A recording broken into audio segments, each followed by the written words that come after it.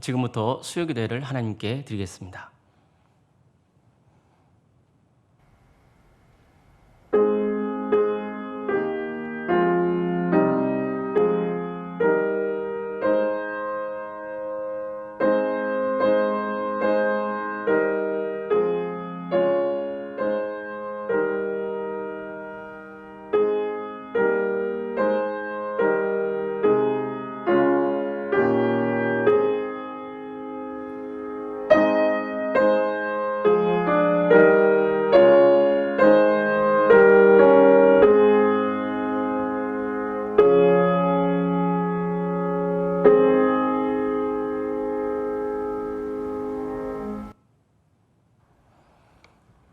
찬송가 370장 찬양하시겠습니다.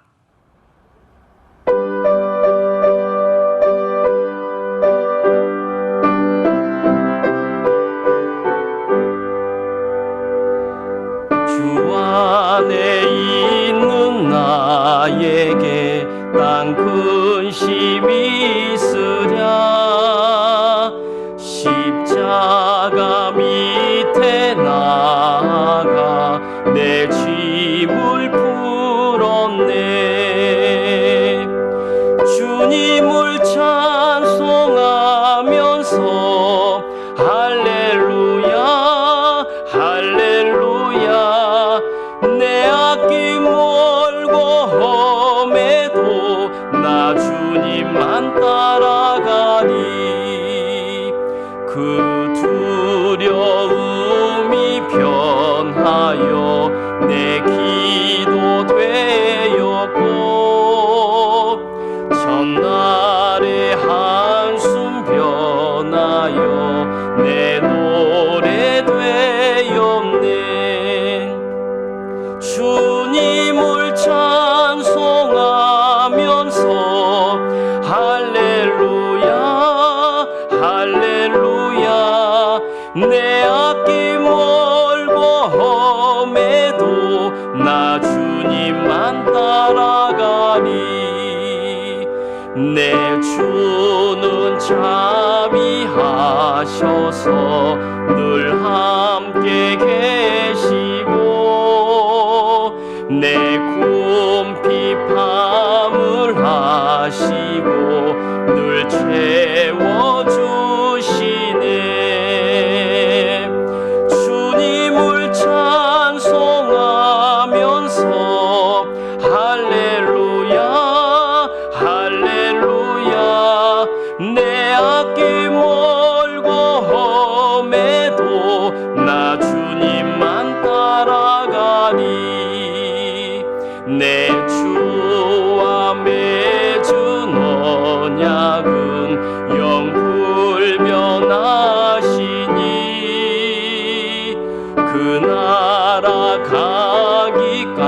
가기까지는 늘 보호하시네. 주님을 찬송하면서 할렐루야 할렐루야. 내 앞이 멀고 험해도 나 주님만 따라가리. 함께 기도하시겠습니다.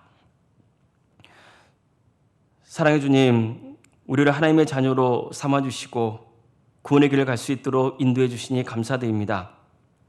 특별히 우리에게 말씀을 주셔서 하나님의 바른 뜻을 깨닫게 하시고 또 그 말씀에 새먹게 하시며 바른 삶의 길이 무엇인지 또 어떻게 구원의 길을 가야 될 것인지를 항상 알려주시니 감사드립니다. 주님, 주께 주시는 그 말씀 잘 받아먹고 샘을 내서 세상 온전히 섬기는 거룩한 성도의 길을 갈 수 있도록 친히 인도하여 주시옵소서. 요즘 코로나 사태와 또 자연재해 등으로 인해서 여러 가지로 어려움을 겪고 있는 우리 이웃들이 있습니다. 또한 성도들의 삶 가운데서도 많은 어려움이 있습니다. 주님, 주님의 뜻을 바르게 분별할 수 있는 귀한 은혜의 시간이 될 수 있도록 도와주시고 이럴 때일수록 우리가 낙심하고 절망하지 않으며 주님께 기도하고 더욱더 주님의 도우심을 사모하는 삶을 살아갈 수 있도록 친히 인도하여 주시옵소서. 오늘 우리가 함께 말씀을 나눌 때에 성령님께서 이 자리에 함께해 주시고 그 말씀에 큰 은혜가 있게 해주시며 이 말씀을 통해서 우리가 바른 주님의 뜻을 분별할 수 있도록 친히 역사하여 주시옵소서. 모든 것을 주님께 의지하오며 예수님의 이름으로 기도드립니다. 아멘.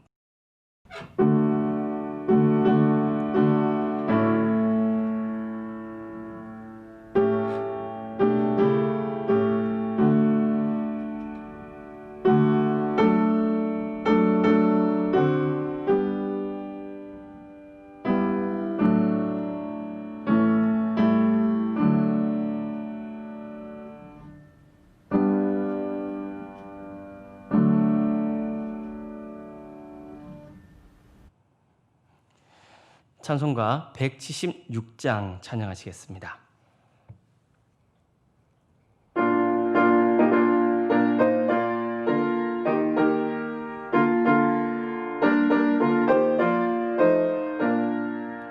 주 어느 때 다시 오실는지 아는 이가 없으니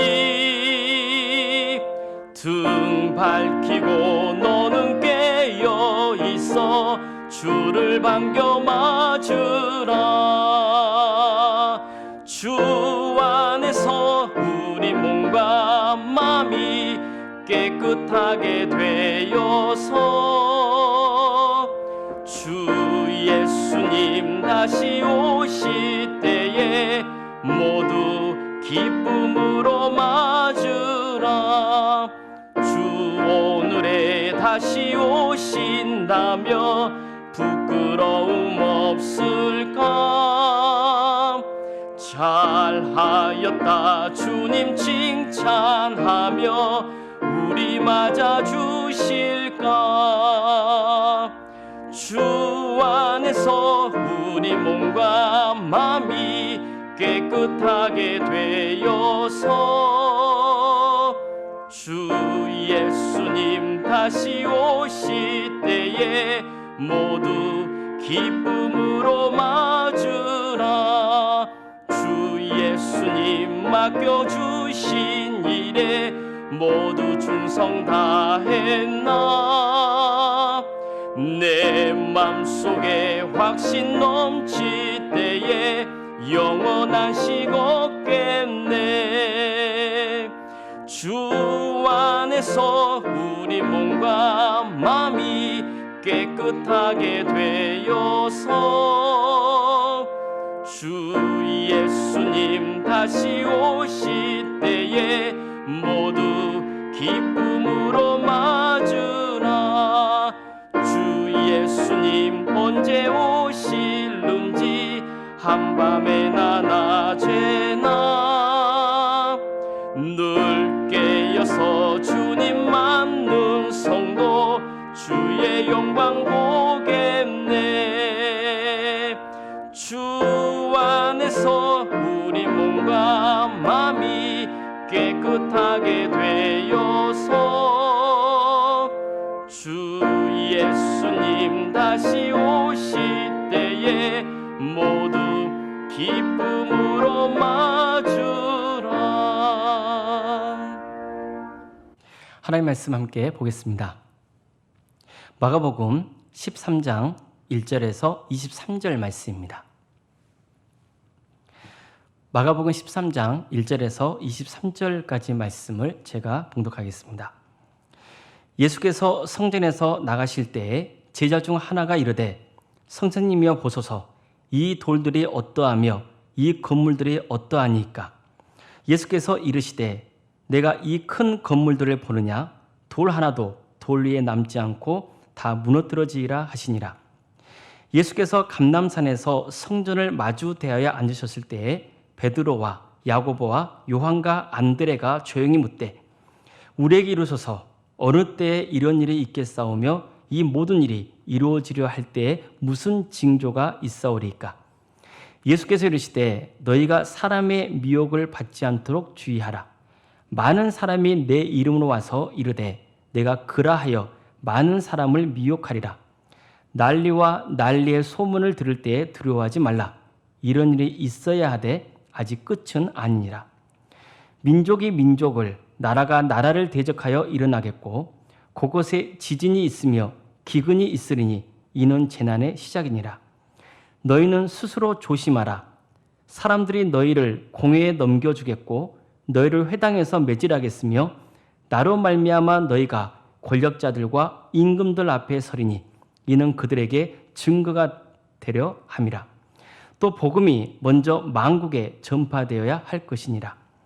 사람들이 너희를 끌어다가 넘겨줄 때에 무슨 말을 할까 미리 염려하지 말고 무엇이든지 그때에 너희에게 주시는 그 말을 하라. 말하는 이는 너희가 아니요 성령이시니라. 형제가 형제를, 아버지가 자식을 죽는 데에 내주며 자식들이 부모를 대적하여 죽게 하리라. 또 너희가 내 이름으로 말미암아 모든 사람에게 미움을 받을 것이나 끝까지 견디는 자는 구원을 받으리라. 멸망에 가증한 것이 서지 못할 곳에 선 것을 보거든 잃는 자는 깨달을진저 그때 유대에 있는 자들은 산으로 도망할지어다. 지붕 위에 있는 자는 내려가지도 말고 집에 있는 무엇을 가지러 들어가지도 말며 밭에 있는 자는 겉옷을 가지러 뒤로 돌이키지 말지어다. 그날에는 아이벤 자들과 젖먹이는 자들에게 화가 있으리로다. 이 일이 겨울에 일어나지 않도록 기도하라. 이는 그날들이 환난의 날이 되겠습니다. 하나님께서 창조하신 시초부터 지금까지 이런 환난이 없었고 후에도 없으리라. 만일 주께서 그날들을 감하지 아니하셨더라면 모든 육체가 구원을 얻지 못할 것이거늘 자기가 택하신 자들을 위하여 그날들을 감하셨느니라. 그때 어떤 사람이 너희에게 말하되 보라 그리스도가 여기 있다 보라 저기 있다 하여도 믿지 말라. 거짓 그리스도들과 거짓 선지자들이 일어나서 이적과 기사를 행하여 할 수만 있으면 택하신 자들을 미혹하려 하리라. 너희는 삼가라. 내가 모든 일을 너희에게 미리 말하였노라. 아멘. 오늘 예배 가운데 함께 하신 모든 성도님들 가정과 주께서 세우신 서울 산정교회 위에 주님의 은혜와 평강이 늘 함께 하시기를 기원합니다. 우리나라에서 종말에 대해 말씀을 나누다 보면 아무래도 예전의 나라를 떠들썩하게 했던 한 사건을 자연스럽게 떠올리게 되는 것 같습니다. 1992년 10월 28일 밤 12시에 예수님이 재림하신다며 세상을 떠들썩하게 했던 다미성교회 사건입니다. 이 사건과 관련된 영상이 있어서 화면 아래에 인터넷 주소를 안내해 드렸습니다. 참고하시면 좋겠습니다. 그 영상을 보시면 아시겠지만 당시 다미성교회 사람들은 예수님이 재림하신다고 주장하면서 열광적으로 기도하며 찬양했습니다. 이걸 구경하려고 많은 사람들과 방송사들이 몰렸습니다. 그리고 이 장면은 전국의 생방송으로 방영될 정도였습니다. 그곳에 몰리 잠입했던 경찰 요원의 증언에 따르면 그 광경을 보고 소름이 끼쳤다고 합니다. 물론 이들의 주장대로 예수님은 재림하지 않으셨습니다. 이 사건은 단지 다미성교회라는 광신전 집단의 이탈로 끝난 문제가 아니었습니다. 이때를 기점으로 한국교회는 우리나라에서 완전히 몰상식하고 이상한 종교 집단으로 매도되기 시작했습니다. 특히 1980년대를 기점으로 폭발적으로 성장했던 한국교회의 부흥이 멈추는 결정적인 계기가 됩니다. 다미성교회에 빠진 사람들이 최대 10만 명 정도나 된다고 하죠. 가족을 버리고 집단 생활을 하거나 가족 전체가 빠진 경우도 있었습니다. 직장을 그만두고 사업도 정리하고 학교로 때려치우고 탈영한 부인들까지 있었습니다.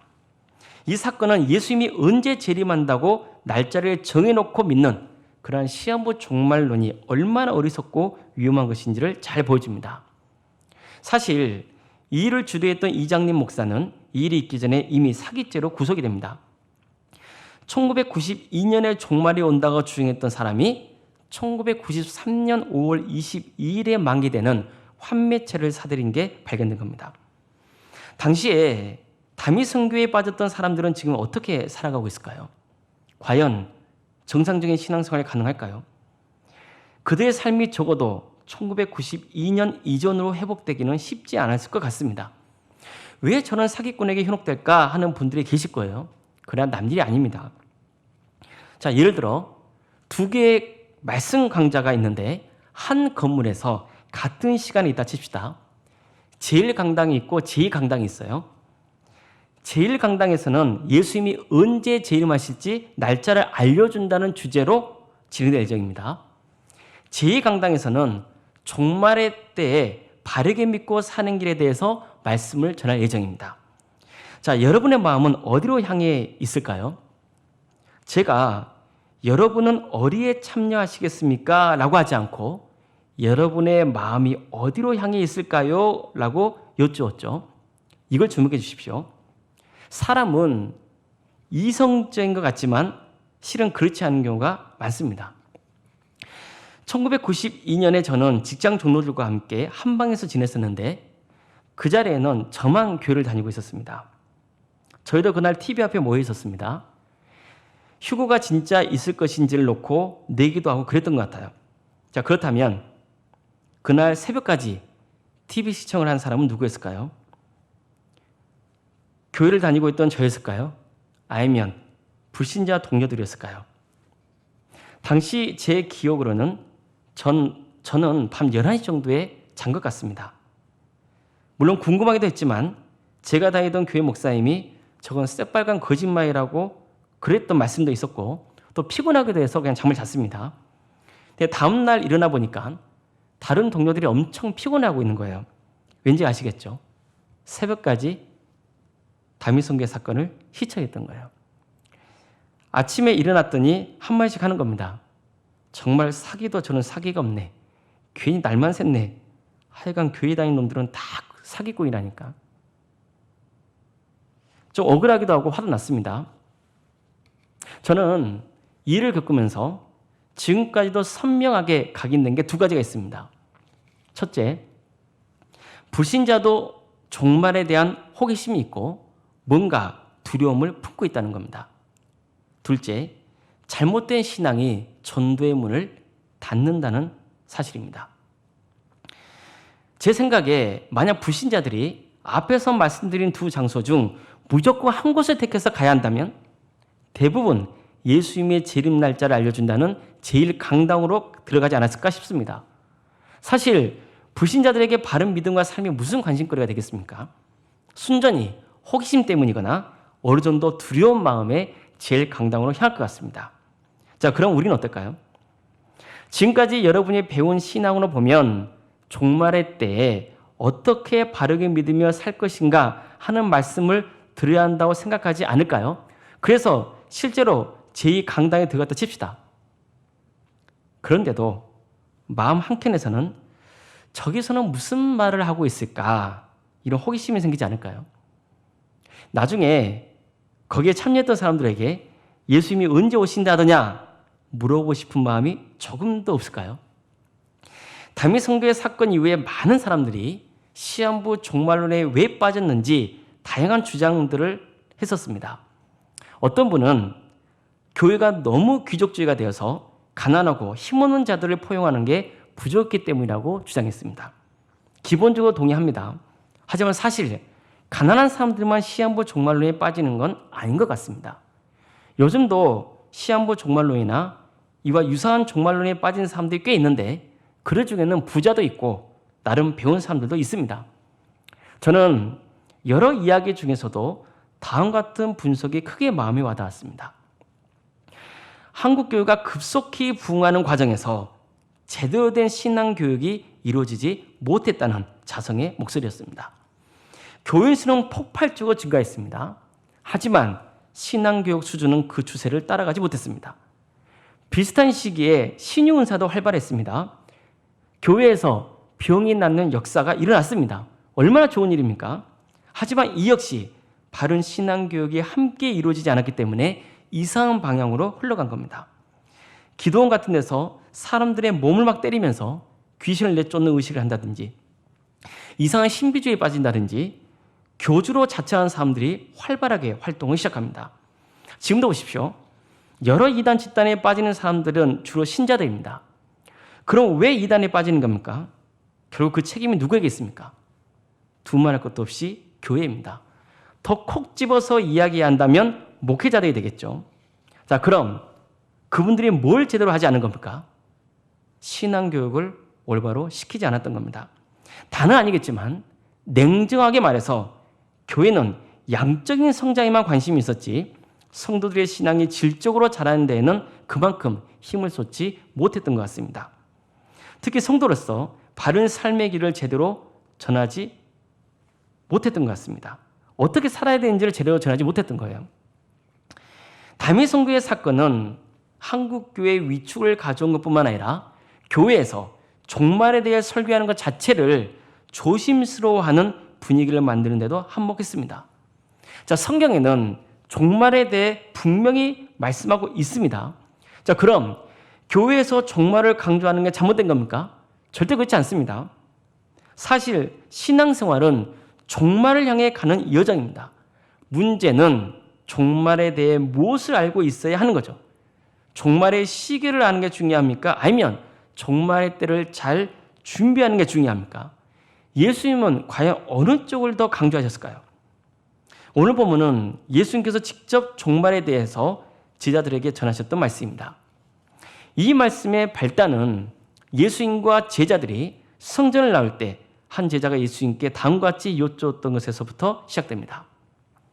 선생님 보소서, 이 돌들이 어떠하며 이 건물들이 어떠하리이까? 즉 성전이 얼마나 웅장하고 멋지냐는 뜻입니다. 여기에는 성전의 외형이 웅장하고 아름답다는 뜻도 있지만 유대인이라는 민족의 자긍심을 표현한 것이기도 했습니다. 그런데 예수님은 내가 이 건물들을 보느냐? 돌 하나도 돌 위에 남지 않고 다 무너뜨려지리라, 이렇게 경고하셨습니다. 그러니까 성전 파괴를 예언하신 것입니다. 이건 모든 제자들에게 충격적일 수밖에 없었습니다. 그들에게 성전은 이스라엘과 같았습니다.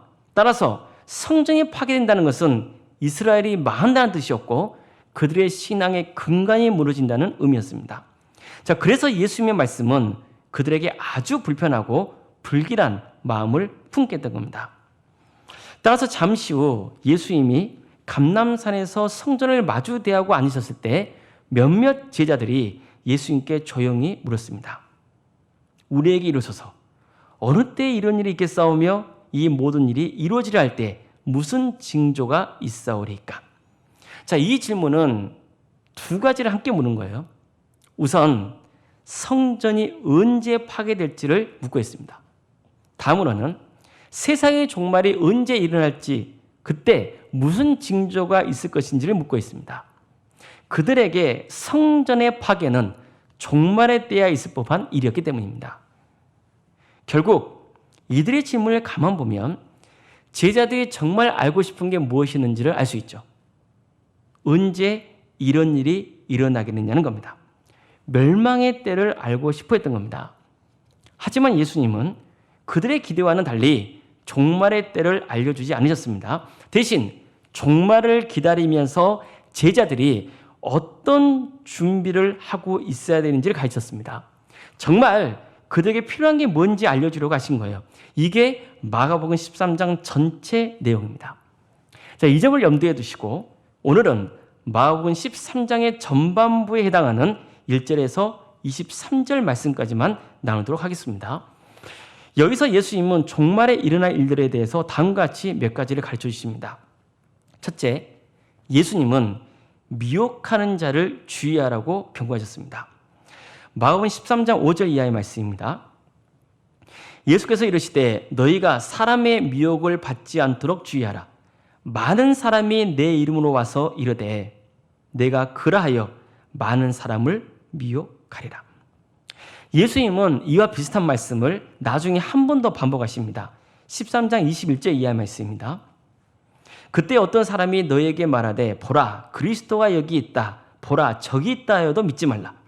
거짓 그리스도들과 거짓 선지자들이 일어나서 이적과 기사를 행하여 할 수만 있으면 택하신 자들을 미혹하려 하리라. 자, 이처럼 예수님은 두 번이나 이런 일이 있을 것이라고 반복적으로 말씀하신 거예요. 이것은 그만큼 종말의 때에 가짜 그리스도들이 많이 등장해서 사람을 속일 것이라는 걸 아셨기 때문입니다. 자, 하지만 마가복음에서 한결같이 강조하고 있는 최고의 메시지는 뭡니까? 예수님만이 하나님의 아들 그리스도라는 겁니다. 따라서 우리는 명심해야 됩니다. 누구든지 자신이 예수님 같은 권세를 가지고 있다고 주장하면 무조건 거짓 그리스도입니다. 하여간 절대로 사람을 숭배하지 마십시오. 이것만 명심해도 절대로 이런 미혹에 넘어가지 않을 수 있습니다. 자, 둘째, 예수님은 전쟁과 자연재해가 있을 거라고 가르쳐 주셨습니다. 난리와 난리의 소문을 들을 때 두려워하지 말라. 이런 일이 있어야 돼. 아직 끝은 아니니라. 민족이 민족을, 나라가 나라를 대적하여 일어나겠고 곳곳에 지진이 있으며 기근이 있으니 이는 재난의 시작이라. 자, 여러분은 이 말씀을 딱 들을 때 어떤 장면이 떠오르십니까? 세계 도처에서 일어나고 있는 전쟁과 자연재해일 겁니다. 하지만 정작 예수님의 강조점은 전쟁이나 자연재해가 아니었습니다. 이런 상황이 닥치더라도 두려워하지 말라는 게 핵심입니다. 물론 사람이라면 이런 상황에서 두려움과 절망이 엄습할 수밖에 없습니다. 그런데도 예수님이 두려워하지 말라고 하신 것은 이 모든 게 다 하나님의 구원의 계획과 섭리 속에 있기 때문입니다. 또 한 가지 이유는 아직 끝이 아니기 때문입니다. 산모가 해산할 때는 고통이 엄청납니다. 그러나 그 고통을 견디고 나면 세상 무엇과도 바꿀 수 없는 새 생명을 만나게 되죠. 이처럼 예수님은 전쟁과 자연재해를 떠올리기 위해서 제자들에게 공포심을 불러일으키는 게 아니라 이런 상황이 닥쳐도 하나님의 나라와 영생의 소망을 바라보며 참고 견뎌야 한다고 가르쳐 주신 거예요. 그래서 전쟁과 자연재해가 있어야겠지만 아직 끝은 아니라고 말씀하셨던 겁니다. 자, 예수님이 아직 끝은 아니라고 말씀하신 또 다른 이유는 성급하게 들떠서 종말의 때를 단정 짓는 것을 경계하시려는 목적도 있었습니다. 종말은 언제가 분명히 옵니다. 전쟁이나 자연재해를 만나면 우리는 예수님이 말씀하셨던 이 종말을 떠올려야 됩니다. 그래서 내가 종말을 대비해야지 이런 마음을 품어야 되는 거예요. 그러나 마치 지금 종말이 온 것처럼 열광하고 들떠 있는 것은 잘못된 것이라는 거예요. 이럴 때일수록 하나님께서 이 모든 것을 주관하신다는 강한 믿음을 가지고 거짓에 미혹되지 않도록 주의해야 하는 겁니다. 셋째, 예수님은 성도들만 겪어야 하는 고난도 있다고 가르쳐 주셨습니다. 전쟁이나 자연재해는 모두가 겪는 고난입니다. 그러나 성도만 겪어야 하는 고난도 있습니다. 세상은 기독교인들을 탄압할 것입니다. 가족까지 배신하는 참담한 일들이 벌어질 겁니다. 예수님은 성도가 겪는 고난을 말씀하시면서 두 가지 사실을 더 알려주십니다. 먼저 너희가 비록 박해의 자리에 서겠지만 오히려 그게 복음 전파의 기회가 될 것이라는 겁니다. 자, 다음으로 너희들이 그런 상황에서 뭘 말해야 될지 걱정하지 말라는 겁니다. 말하는 이는 그들이 아니라 성령님이시기 때문입니다. 자, 이것은 주님께서 성도들의 인생을 책임져 주신다는 뜻입니다. 따라서 우리는 어떤 상황 속에서도 주님의 뜻을 이루어든 일에 참여해야 됩니다. 그 일이 뭡니까? 선교입니다.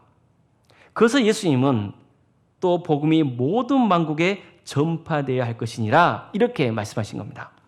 자, 그렇다면 우리가 열심히 전도하면 종말의 때가 앞당겨지는 겁니까? 그렇지 않습니다. 그런 뜻이 아닙니다. 우리는 단지 하나님의 구원 역사에 참여하는 것입니다. 모든 것은 하나님께 달려 있습니다. 다니엘이 사자굴에서 살아났던 기적의 역사가 항상 일어나지 않을 겁니다. 오히려 순교자들이 속출할 겁니다. 그러나 예수님이 이렇게 말씀하십니다. 또 너희가 내 이름으로 말미암아 모든 사람에게 미움을 받을 것이나 끝까지 견디는 자는 구원을 받으리라. 이게 예수님의 약속입니다. 즉 배교하지 말고 끝까지 믿음을 지키면 예수님이 구원해 주시겠다는 것입니다. 이것은 종말의 때를 사는 우리에게 아주 중요한 삶의 태도를 알려주고 있습니다. 기독교인의 삶의 목적은 사느냐, 죽느냐, 내가 무엇을 먹느냐, 어떤 일을 해야 되느냐, 어떻게 성공해야 되느냐, 이런 게 아니라 복음을 전파하는 일에 참여하는 것입니다. 이 세상에서 잘 사는 게 인생의 목적이 될 수 없습니다. 여기서 우리는 다시 한번 예수님이 제자들에게 가르쳤던 제자들을 되새겨야만 하는 것입니다. 누구든지 나를 따라오려거든 자기를 부인하고 자기 십자가를 지고 나를 따를 것이니라. 누구든지 자기 목숨을 구원하고자 하면 잃을 것이요 누구든지 나와 복음을 위하여 자기 목숨을 잃으면 구원하리라. 우리는 이 일을 위해 주님께 부름받은 자녀들입니다. 그래서 어떤 경우에도 선교의 사명을 감당해야만 하는 겁니다. 자, 넷째, 예수님은 제자들에게 실제로 예루살렘의 멸망과 성전의 파괴될 상황에 대해서도 알려주십니다. 마가복음 13장 14절 말씀입니다. 멸망에 가져간 것이 서지 못할 곳에 선 것을 보거든 읽는 자는 깨달을진저 그때 유대에 있는 자들은 산으로 도망할지어다. 예수님은 예루살렘의 멸망과 성전의 파괴가 일어날 정확한 날짜라든지 도대체 그 멸망에 가져간 것이 뭔지 정확히 알려주지는 않으셨습니다. 아마도 마가복음 상황에서 볼 때 그 세력은 로마를 상징한다고 보는 게 적절할 것 같습니다. 실제로 예수님이 승천하신 후에 66년에서 길게는 73년간까지 제1차 유대 독립전쟁이 있었는데 이 시기에 로마군이 예루살렘을 함락하고 성전을 파괴했기 때문입니다. 이런 일들이 벌어지기 전에 예수님의 말씀을 들어야 했던 제자들로서는 분명 종말의 시기나 멸망에 가져간 것이 무엇인지가 초미의 관심사였을 겁니다. 하지만 예수님께는 그런 게 중요하지 않았습니다. 제자들과 성도들이 빨리 예루살렘에서 도망치는 게 중요했어요. 왜냐하면 하나님께서 예루살렘과 성전을 버리셨기 때문이에요. 하나님은 이미 성전을 떠나셨다. 이제 예루살렘은 망할 것이다. 잔인하고 끔찍한 일들이 이 땅에서 벌어질 것이다. 그러니 우선 예루살렘에서 빨리 도망쳐라. 이게 예수님의 명령이었습니다. 제자들은 정말 당혹감을 금치 못했을 겁니다. 성전이 무너진다? 예루살렘이 망한다? 때가 되면 우리가 도망쳐야 된다? 그들이 예수님을 따랐던 이유는 예수님이 왕이 되셔서 로마를 무찌르고 이스라엘이 회복되고 평화를 누리며 사는 것이었습니다. 그런데 예수님의 입에서 전쟁이 일어나고 예루살렘과 성전이 초토화될 것이다. 그러니 도망쳐야 한다. 이런 말씀이 나왔으니 제자들이 도대체 이걸 어떻게 받아들여야 했겠습니까? 그러나 예수님은 단호하게 말씀합니다. 이 땅에 미련을 가지지 마라. 엄청난 환난이 있을 것이다. 만일 주께서 그날들을 감하지 않으셨더라면 모든 육체가 구원을 얻지 못할 것이거늘 자기가 택하신 자들을 위하여 그날을 감하셨느니라. 자, 이 메시지 보십시오. 반드시 이런 일이 있을 거라는 거죠. 환난이 있습니다. 그냥 도망치라는 거예요. 그러나 동시에 이 메시지는 그런 끔찍한 고난이 닥치는 상황에서도 하나님의 구원의 역사는 여전히 진행 중이라는 사실을 상기시켜 주고 있는 겁니다. 그 구원의 역사는 놀랍게도 예루살렘과 성전에서 도망친 자들을 통해 이루어지게 될 것입니다. 자, 이것은 유대교의 신앙이 무너지는 거예요. 즉 성전 중심의 유대교 신앙이 무너지고 새로운 신앙 운동이 시작될 것임을 예언한 말씀입니다. 실제로 AD 70년 이후 기독교인들은 유대교와 완전히 결별을 하게 됩니다. 이런 상황에서 여기저기서 내가 그리스도다, 내가 참 선지자다 이렇게 외치면서 혼란과 두려움에 휩싸인 백성들을 미혹한 일이 벌어질 겁니다. 그러나 예수님은 말씀하십니다. 너희는 삼가라. 내가 모든 일을 너희에게 미리 말하였느니라. 거짓 선지자가 나타날 것이고 거짓 그리스도가 나타날 것이고 너희를 미혹할 것이고 이런 데에서 이미 내가 말했으니 너희는 그들을 조심하라. 이런 말씀을 주신 거예요. 이처럼 예수님은 거짓에 속지 말고 영적으로 깨어서 시대를 잘 분별해야 한다고 말씀하신 겁니다. 자, 지금까지 예수님이 종말의 때에 일어날 일들을 알려주신 것을 네 가지로 살펴봤습니다.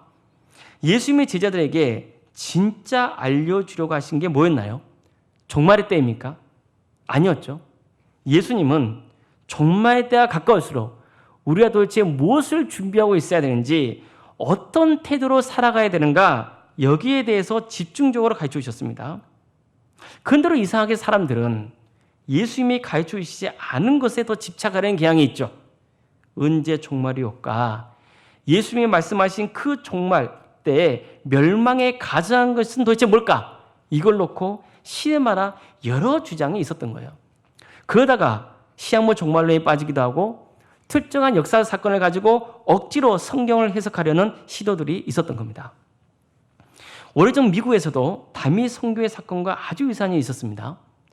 윌리엄 밀러라는 사람이 다니엘서와 요한계시록을 근거로 1843년과 44년에 재림이 있을 거라 이걸 주장했습니다.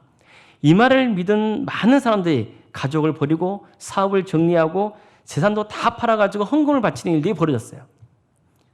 1844년 10월 22일에 많은 사람들이 하얀 승천복을 입고 예수님의 재림을 고대했지만 그들이 원했던 일은 벌어지지 않았습니다. 정말 다미 선교 사건과 아주 유사하잖아요. 이런 시한부 종말론을 주장했던 윌리엄 밀러의 추종자들이 세운 교회가 바로 우리 동네 주변에 있는 제7일 안식일 예수 재림 교회입니다. 우리는 종말 대비하면서 이 점을 명심해야 됩니다. 제발 성경에서 굳이 가르쳐주지 않는 것을 알려는 호기심과 집착에서 우리는 벗어나야 됩니다. 대신 성경에서 명확히 알려주는 것을 어떻게 해요? 우리는 배우고 익혀야 되는 거고 믿어야 되는 거예요. 성경에서 명확히 가르쳐주지 않은 것은 다 그럴 만한 이유가 있기 때문입니다. 성경의 관심은 우리가 예수님을 믿고 죄사함을 받아 영생하게 하는 겁니다. 성경에서 굳이 명확히 알려주시지 않은 것은 그런 지식이 이 목적에 별로 부합하지 않거나 오히려 해가 되기 때문입니다. 전에 한 이단 세미나에서 이런 말을 들은 적이 있습니다.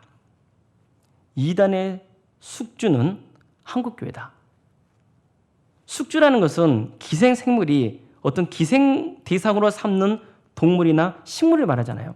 다시 말해서 한국교회가 이단의 숙주라는 것은 이단이 한국교회의 기생에서 영양분을 빨아먹고 공급받으며 자라고 있다는 뜻이거든요. 한국교회가 건강하면 따라서 이단이 나오겠습니까? 한국교회가 병들어 있기 때문에 이런 이단들이 속출한다는 겁니다. 예를 들어 한국교회는 담임 목사를 절대시하는 문화가 있죠. 우리 교회는 그런 분위기가 아니라서 실감 못하시겠지만 담임 목사가 절대 권위를 휘두르는 교회가 생각보다 많습니다. 제가 얼마 전에 한 분을 통해서 모 교회에서 일어난 일을 들었습니다. 당회에서 어느 장로님이 다른 의견을 말씀하셨는데 목사님이 나와 뜻이 다르면 장로님이 이 교회를 떠나시오 이렇게 했다는 거예요. 이게 말이 됩니까? 물론 교회는 목사의 영적 권위를 존중해야 됩니다. 그러나 이것은 목사가 하나님의 말씀을 바르게 전할 때 그 말씀에 순종하는 것이지 목사 개인의 의견에 절대 순종해야 하는 뜻은 아닙니다. 그런데도 한국교회는 무조건 목사의 말에 순종하라고 가르쳐 왔습니다.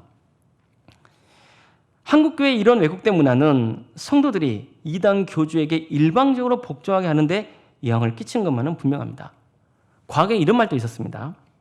성도들은 많이 배우면 안 돼. 그러면 목사에게 대들어서 안 돼. 그래서 그 결과가 뭐로 나타났습니까? 성도들이 제대로 신앙교육을 받지 못했으니 뭔가 퍼즐 맞추듯이 딱딱 떨어지는 말만 들으면 혹 하고 넘어가는 거예요. 다미 선교회가 1992년에 종말의 때를 예언하는 시기에 제가 이름만 대면 알만한 목사님들도 세상에서 벌어지는 특정한 사건을 가지고 성경에다 억지로 끼워 맞춰서 누가 적그리스도이고 대략 언제 종말의 때가 온다고 주장하는 이들이 있었습니다. 예를 들어 이시 공동체 들어보셨나요? 유럽 공동체라고도 하죠. 유럽 연합이라고 그러죠. EU 연합. 이 조직에 이제 통합이 됩니다. 어쨌든 유럽 여러 나라가 미국과 소련을 견제하려고 만든 연합 조직입니다. 그러니까 이걸 가지고 1992년에는 유럽이 통합이 되고 그러면 통합 유럽의 대통령이 선출되는데 그 대통령이 바로 적그리스도라고 설교한 목회자들이 있었습니다. 마가복음 13장 28절이나 마태복음 24장 32절에 보면 무화과 나무 비유가 나오거든요. 이 말씀을 전하면서 무화과 나무가 이스라엘 상징하는데 이스라엘이 1948년에 독립했고 유대인의 한 세대는 50년이 나서 이 세대가 지나기 전에 다 이루어질 것이다 이렇게 주장했습니다. 그래서 보십시오. 48년에 독립했잖아요. 58, 68, 78, 88 이렇게 되었고 이제 넉넉 잡아서 10년이 지나면 하나님의 말씀도 세상이 끝장난다고 설교했습니다. 그래서 90년대에 예수님의 재림이 있을 거라고 은근히 전했던 거예요. 이런 목회자들의 무지가 사실 다미 선교와 같은 시한부 종말론이 확산되는데 숙주 역할을 했던 거예요. 그래서 성도님들도 말씀이 옳은지 여부를 올바로 분별할 수 있는 능력을 키워야 되는 겁니다. 아니, 우리 목사님이 저렇게 전하셨는데 우리가 힘이 있습니까? 우리가 뭘 알겠습니까? 이건 다 핑계거리입니다. 자, 그럼 우리는 어떻게 해야 됩니까? 당연히 말씀을 제대로 배워야 됩니다. 신앙교육을 잘 받으셔야 돼요. 오늘 말씀과 관련해서 보면 몇 가지 조심해도 됩니다. 첫째, 절대 사람을 숭배하지 마세요. 거짓 그리스도는 다른 게 아닙니다. 자신에게 예수님처럼 영적인 권위, 즉 영생의 권위가 있다고 믿게 하는 거예요. 이런 거짓에 속지 마세요. 둘째, 성경에서 분명히 전하고 있는 메시지를 믿으시기 바랍니다.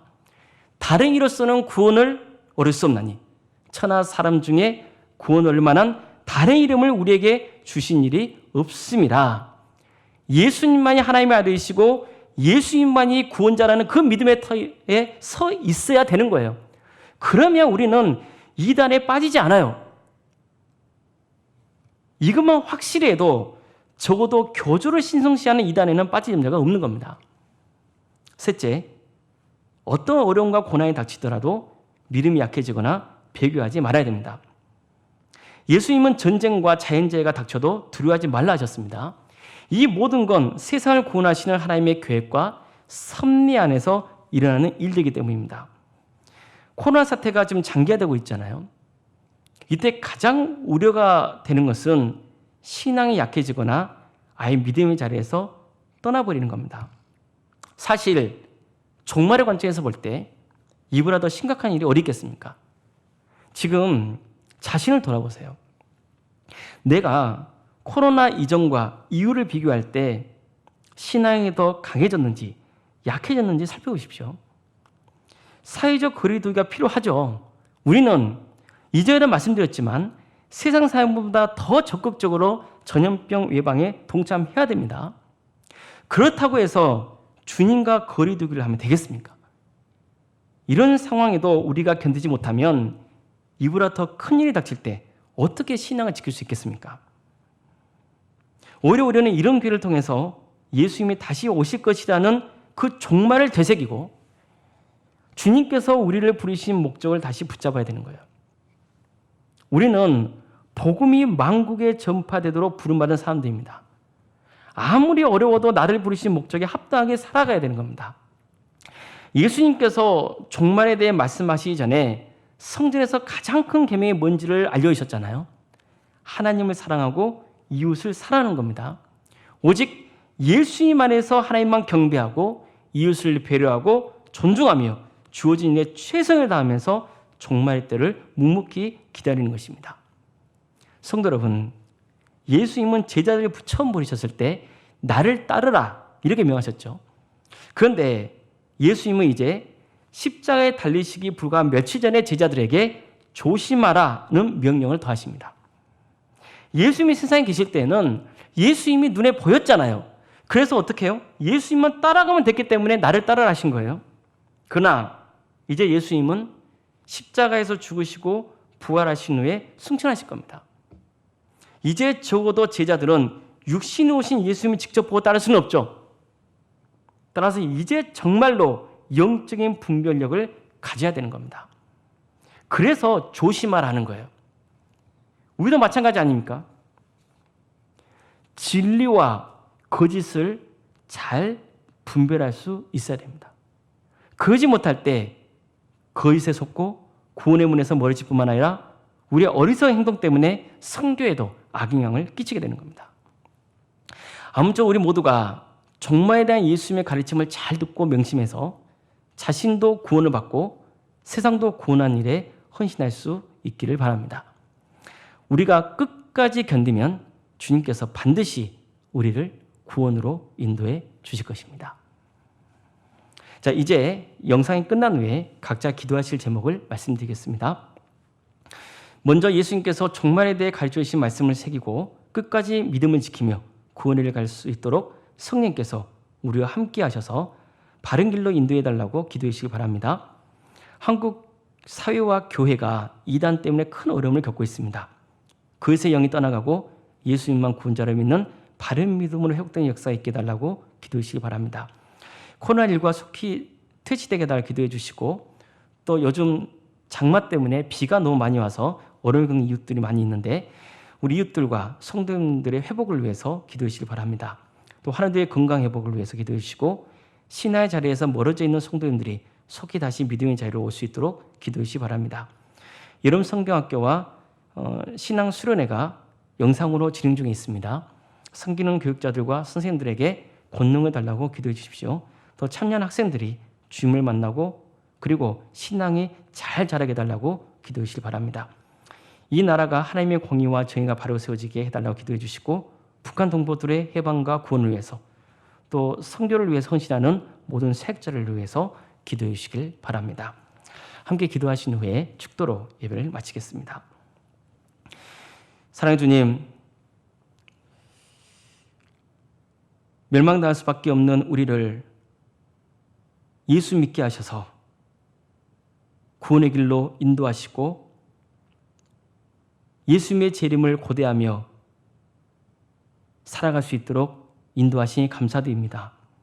사랑의 주님, 우리는 연약하고 부족하고 나약해서 항상 이기적이어서 주님을 바르게 바라보지 못할 때가 많고 작은 생각과 호기심으로 왜곡된 신앙생활에 함몰되는 그런 어리석은 짓을 할 때가 있습니다. 주님, 정말 어려운 때일수록 우리가 하나님 나라를 바라보게 하시며 예수님을 통해서 우리가 구원의 길을 간다는 절대적인 진리를 붙들며 주님께서 우리에게 명하신 바른 삶을 살아서 하나님께 영광을 올려드릴 수 있도록 친히 역사하여 주시옵소서. 이 땅의 교회를 위해서 기도합니다. 어려운 일이 닥쳤을 때일수록